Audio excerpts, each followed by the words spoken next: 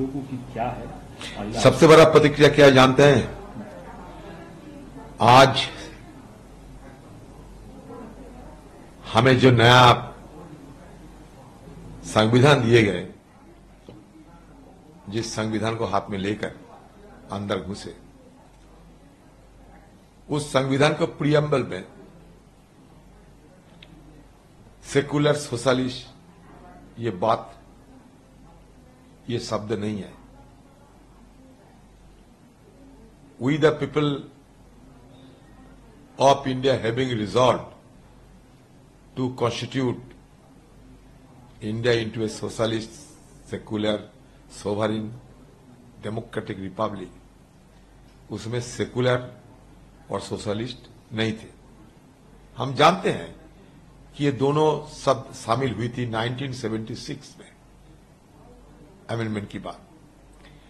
लेकिन आज की तारीख में अगर कोई संविधान हमें दे, उसमें अगर सोशलिस्ट और सेकुलर दो शब्दों की जिक्र ना रहे तो ये बड़े दुश्चिंता की बात है। ये मैं आज राहुल जी को दिखाते थे उस समय, बड़े सूर्ति के साथ ये काम किए गए। अगर आप कुछ बोलने की कोशिश करोगे तो कहेगी कि शुरू में तो यही था, जो शुरू में था वही दे रहे हैं, लेकिन अंदर की मनसा अलग है, इरादा में खोट है। तो मैं सबसे डरे हुए हैं, मैं उससे ज्यादा चिंता कर रहे हैं कि संविधान जो दिए गए हैं उसमें बड़ी चालाकी के साथ सेकुलर और सोशलिस्ट ये दोनों शब्दों को हटा दिए गए। आप लोग थोड़ा देख लीजिएगा, ये बड़ा चिंताजनक मुद्दा है मेरे लिए। मौका मिलते नहीं है, आज बार बार बोलने का कोशिश कर रहे थे लेकिन बोलने को भी मौका नहीं मिला आज कि मैं ये मुद्दा उठाऊं। तो जब आपको मिल गया, आप एक नेशनल चैनल है, तो आपको बदौलत में ये देशवासी के सामने रखना चाहते हैं। तो दूसरी बात यह है कि देखिए, नए सदन में गए, पहले तो कुछ पता नहीं था क्या आने वाला है। मैं स्पीकर साहब को भी पूछे, पार्लियामेंट अफेयर्स को भी पूछेगा कि बिजनेस क्या है। वो जो ऐसा नहीं, चलो तय कर लेंगे। पहले ये इंप्रेशन दिए गए थे कि नया संसद भवन में हम लोग जा रहे हैं, उनका अपना अनुभव, नया संसद भवन जाने के बाद नया संसद भवन को देखते हुए अनुभव जो होगी, इसको थोड़ा व्याख्यान होगी, उसके बाद सदन खत्म हो जाएगी। इस तरीके की हमें इंप्रेशन दिए गए थे। तो ही मुताबिक हम देखते हैं कि प्रधानमंत्री जी गणेश चतुर्थी से लेकर सिद्धि संकल्प क्या कहा, उनके जो मन में आए बोलने लगे। और जो भाषण प्रधानमंत्री जी नया सदन या पुराना सदन या G20 ये सेंट्रल और जहां जहां देते हैं, सारे घुमा फिरा के एक ही बात, सिर्फ उनकी सारे बात शरण में हम लोग रख दिए हैं। बोलते ही पता चलते कि क्या बोलने वाला है प्रधानमंत्री, चाहे वो सेंट्रल हॉल हो, चाहे पुराना सदन हो या नया सदन हो, ये जाई भी हो। तो धीरे धीरे महिला के बारे में जब ज्यादा बोलने लगे तो मुझे लगा अच्छा, पेपर में जो बात आ रहे हैं उस की ओर जा रहे हैं। देखिए, ये पहली बार ऐसा तजुर्बा मुझे हुआ कि पत्रकारों से पता चलते सदन की बिजनेस के बारे में। दुर्भाग्य की बात है ये, मीडिया से पता चलते कि सदन में कौन सा मुद्दा आने की असर है, संभावना है, हमें नहीं पता चलते। नियमों के मुताबिक पहले हमें जानकारी देना चाहिए, एक दो दिन पहले सरे आना चाहिए कि क्या क्या इंट्रोड्यूस होने वाला है, क्योंकि इंट्रोडक्शन के समय हमें विरोध करने का भी अधिकार है। और विरोध करने के लिए उस विधेयक को ढंग से पढ़ना और कहीं कोई चूक है या नहीं वो भी हमें परख करने पड़ते। तो आप बताइए, प्रधानमंत्री जी अचानक बोलने लगे महिला आरक्षण बिल हम लाने की कोशिश करेंगे, तो उसकी पेशकश कर दी, इंट्रोड्यूस कर दिया। और उस समय हम कैसे ये बिल के बारे में जानकारी मिलेंगे? कहते कि सर डिजिटली है। अरे भाई, अचानक पुराना बिल्डिंग से नए बिल्डिंग जाकर डिजिटली कहां से क्या मिलेगा ना मिलेगा, ये तो पूरा हमें पूरा मतलब अंधेरे में थे एकदम। ऐसा तो घुटान सा लग रहे थे। अचानक गए, खुली हवा से चले गए पूरे गुफा में, तो ऐसा तो घुटान सा लग रहे थे। तो फिर डिजिटल की बात होते हैं, हमें अगर पहले बोल देते कि आप लोगों को लिए और कोई बिल वगैरह नहीं आएगा, जो देखना है डिजिटली देख लो और उसे देखते ही अब फैसला कर लो कि आपको राय क्या होगी। पहले से अगर बोल देता अच्छा होते, क्योंकि इतने सालों की हमारा जो आदत, जो नियमों को कानूनों को हम देखते हैं, उसमें सारे पहले हमें जानकारी मिलते थे, उसके बाद हम तय करते, मन बनाते क्या क्या बोलना चाहिए, कैसे इनको विरोध करना चाहिए, तब हम सदन के अंदर जाते। यही तो सदन की परंपरा होना चाहिए, नहीं तो कैसे क्या होगा। हम तो कोई तिलस्मी नहीं जानते, हमारे पास कोई तिलस्मी नहीं है, कोई जादू नहीं है कि क्या आने वाला है।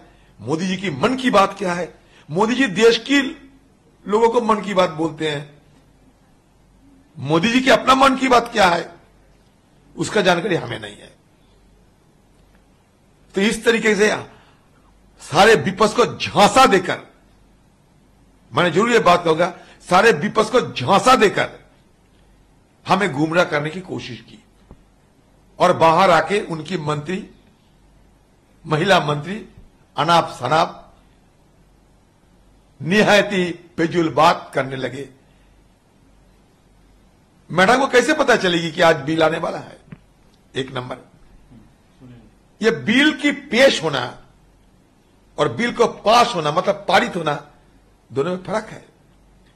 और ये जो बिल महिला आरक्षण, ये मैडम सोनिया गांधी जी की आज की नहीं, बहुत पुरानी सोच है।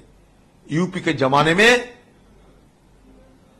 ये सोच को साकार करने के लिए, उनकी सपने को साकार करने के लिए बिल की रूप से हमें पारित भी कर दिए थे राज्यसभा में, आपको शायद जानकारी होंगे। 1993 में राजीव गांधी जी के सपनों को साकार करने के लिए, आपको याद है 73rd और 74th संविधान को संशोधन किए गए थे।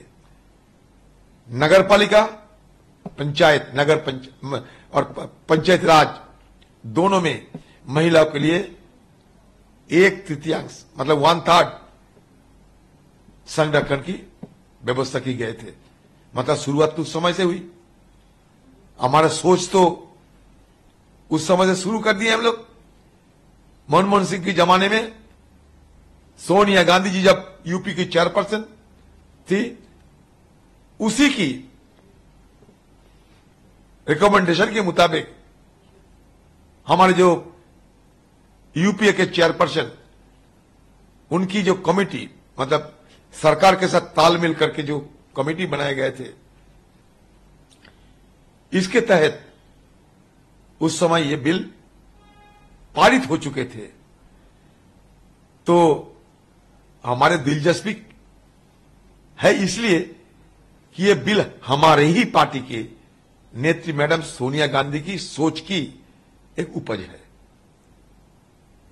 लेकिन सर, अमित शाह जी ने ये कहा कि जब आप भाषण दे रहे थे, ये कहा कि आपके भाषण में त्रुटि है, फैक्चुअली एरर है कि ये बिल लोकसभा जब 2014 में खत्म हो गई, उसका उस सेशन कंप्लीट हो गया, तो राज्यसभा में भले ही आपने पास कर लिया, लेकिन लोकसभा के अंदर वो बिल कहां ठहरता है, वो तो अपने आप बिल खत्म हो जाता है। तो आप कैसे कह सकते हैं कि बिल अभी भी? तो सबसे पहले बात यह है कि कम से कम अमित शाह जी तो ये स्वीकारा कि राज्यसभा में ये बिल हम लोग पारित कर दिए थे। इसका मतलब काम तो हम आगे निकाले थे, साबित होते उनकी बात पे। और मैंने ये कहा कि ये जो बिल ये जीवित है, ये लंबित नहीं, क्योंकि बिल के बारे में सबको जानकारी है। राज्यसभा लोकसभा क्या कहीं इस बिल पे लेकर कहां क्या चर्चा हुई, सबको जानकारी है। जानकारी के मतलब इस बिल को लेकर सबको मालूमात है, जीवित है, लंबित नहीं। जानते हैं कि सदन जब ठप होते जाते ये नहीं रहते, लेकिन जीवित तो जरूर है, सबको जानकारी है। जानकारी है इसलिए ना अमित शाह जी ने कहा कि राज्यसभा में तो पारित हुई थी, इसका मतलब अमित शाह जी की ये जानकारी है, मतलब जीवित है ये मुद्दा। अगर ये हम तो ये नहीं कहा, अब देख लीजिए ऑन रिकॉर्ड पे कि ये लंबित है, परे हुए है, लंबित है। लंबित नहीं हो सकते, अमित शाह जी ने सही कहा, लंबित नहीं हो सकते क्योंकि ये डिजॉल्व मतलब खत्म हो जाते, लैप्स हो जाते हैं। लेकिन जीवित तो जरूर है। आप जीवित हो, आप मृत नहीं। उम्र हो सकता है आपको, अब जीवित हो, आपकी मौत नहीं हुई। तो आपने ये भी उन्होंने कहा कि आपने ये बोला है कि लोकसभा के अंदर पेश किया था यूपीए ने ये बिल, तो ऐसा कभी नहीं हुआ, वो बताएं। नहीं, मैंने कहा ये 1996 में ये तो सरकार खुद कहते हैं। उस वक्त आपने समय का जिक्र नहीं, वो हमें प्रधानमंत्री जी खुद कहे, अटल बिहारी वाजपेयी के जमाने में शुरू मतलब ये प्रयास किए गए थे, 90s में इसका प्रयास हुई थी। अब देखो ना, मैं वो भी व्याख्यान दिए हैं। आखिरी सवाल सर आपसे ये कि आप लोगों का स्टैंड क्या रहेगा जब डिस्कशन इसके ऊपर शुरू होगी? क्या आप लोग इस बिल को सपोर्ट करेंगे? हालांकि ये बिल हमारे ही तो बिल है ना, और हमारे कांग्रेस वर्किंग कमेटी की मीटिंग में भी ये बिल सदन में आए, पारित हो, हमारी तरफ से ये मांग रखे गए। और इसके साथ साथ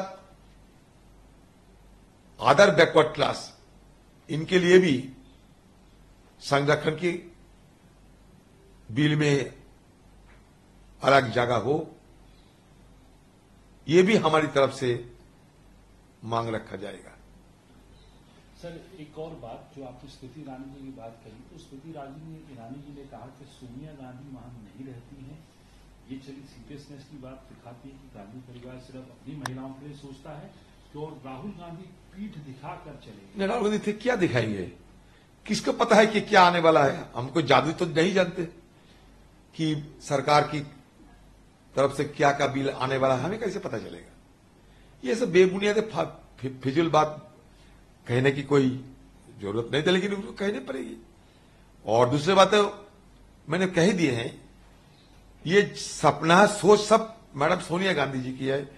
ये बाकायदा स्मृति ईरानी जी को मालूम तो होना चाहिए, अगर वो मंत्री हो तो।